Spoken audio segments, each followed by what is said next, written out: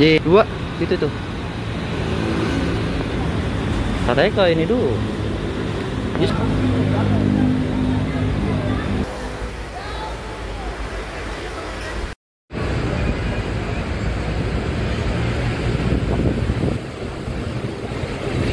Terkait kejadian ledakan ya di SMA 72 Kodamar. Saat ini di Rumah Sakit Yarsi kami menangani korban sebanyak 15 orang korban dengan total 14 korban dilakukan perawatan di Rumah Sakit Yarsi dengan 13 korban di ruang rawat inap biasa dengan kondisi gangguan di pendengaran ya rata-rata.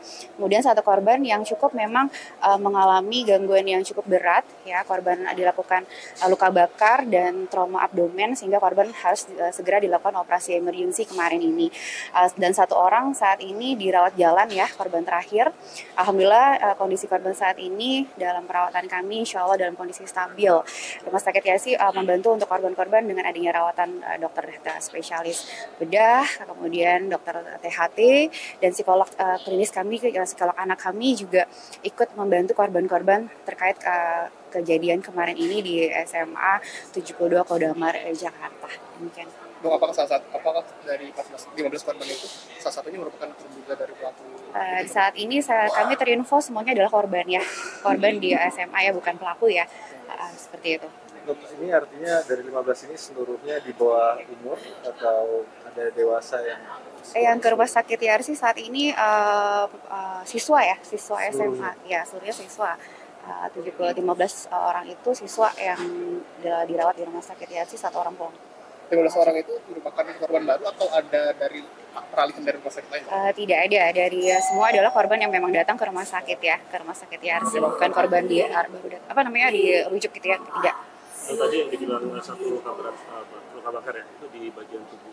Ya, rata-rata di bagian tubuh ya, karena mungkin terkena ledakan, jadi tangan kaki badan itu kena gitu ya, kena mungkin efek dari ledakan.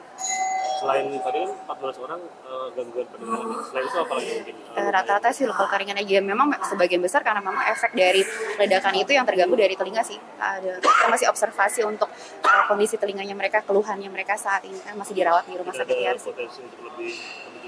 Mudah-mudahan enggak ya, kita tunggu info lanjut dari dokter yang memang secara periode nanti memeriksakan kondisi pasien gitu sih.